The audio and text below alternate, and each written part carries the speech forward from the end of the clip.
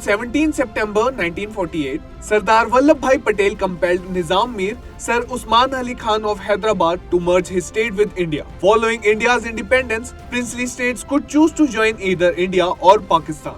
Hyderabad's Nizam declared independence, refusing to join either nation. With a Hindu majority under a Muslim ruler, Prime Minister Nehru feared Hyderabad could become a significant issue. Sardar Patel resolved this by launching Operation Polo. On September 13, 1948, the Indian Army entered Hyderabad. By the fifth day, Hyderabad's forces had suffered heavy losses. At 5 p.m. on September 17, 1948, the Nizam declared a ceasefire and agreed to join India. Today marks the birthday of Narendra Modi, India's most powerful and visionary Prime Minister, born on September 17, 1950 in Vadnagar, Gujarat. Facing many challenges in his early life, Modi's experiences deeply shaped his approach to governance. Since taking office on May 26, 2014, he has served as Prime Minister for 3 consecutive terms and is currently a Lok Sabha MP from Varanasi. Modi is the first person born in independent India to become the Prime Minister and previously served as Gujarat's Chief Minister for 14 years. An active member of Rashtriya Swayamsevak Sangh RSS, Modi is widely regarded as one of the world's top leaders and is known for his diplomatic skills and popularity on social media. His tenure has seen significant decisions including the abrogation of Article 370 in Jammu and Kashmir, the abolition of Triple Talaq, and the implementation of a new education policy and the construction of Ram Mandir. The Constitution of the United States was adopted on September 17, 1787, when delegates of the Constitutional Convention signed it in Philadelphia.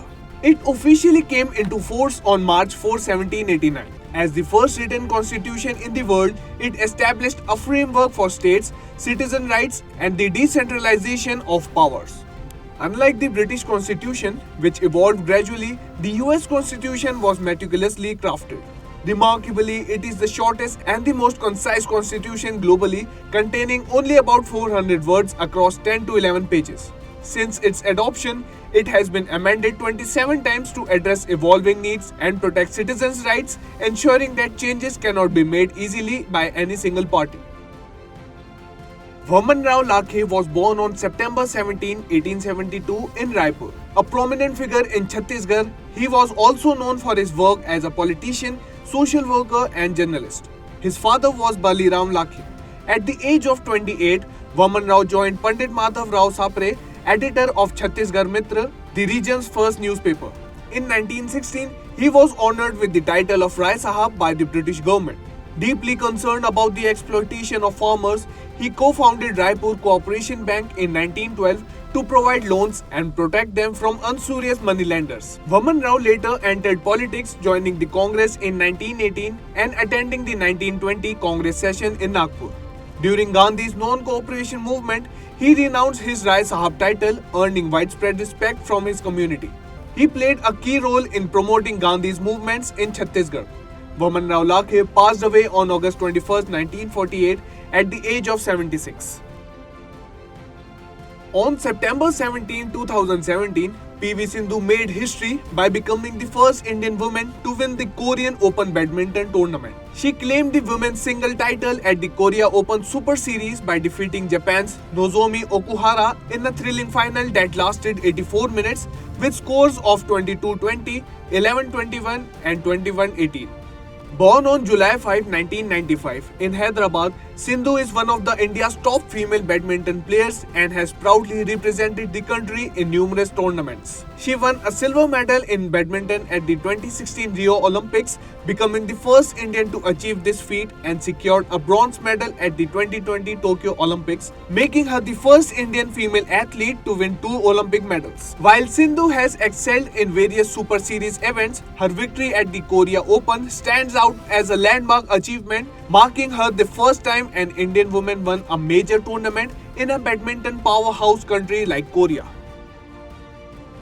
On September 17, 2011, the Occupy Wall Street movement began in New York City, lasting until November 15, 2011. This movement protested against economic inequality, corporate greed, and the influence of money in finance and politics. It highlighted the growing concern over wealth disparity in American politics as the rich were becoming wealthier while the poor faced worsening conditions. Protesters accused the government of favoring capitalists over ordinary citizens, reflecting widespread discontent with the economic recession. The movement revealed that 400 wealthy families held 50% of the country's wealth and only 1% of Americans benefited from the government economic policies. The slogan "We are 99% gained popularity as it represented the majority of people feeling left behind. The movement originated on the Wall Street, home to influential New York Stock Exchange, captured global attention.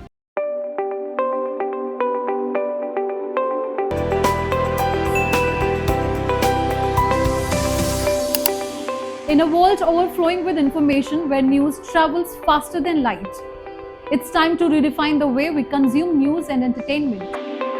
Stay ahead with the latest from around the globe, from the pages of history to the top interviews, blogs to podcasts. Find all exclusive stories in one place, the Rhythm app. Uncover a world of entertainment with exclusive web series, captivating short reels and live moments through trending videos. For the sports enthusiast and tech savvy, we've got you covered with top reviews from the business. Get ready for the ultimate experience. Download now Rhythm app, where every story matters.